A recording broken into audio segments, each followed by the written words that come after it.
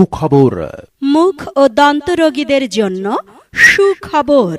স্বল্প খরচে উচ্চ প্রযুক্তির সমন্বয়ে আধুনিক ও মানসম্মত উন্নত চিকিৎসা সেবা এখন মোহাম্মদিয়া হাসপাতাল অ্যান্ড ডায়াগনস্টিক সেন্টারে।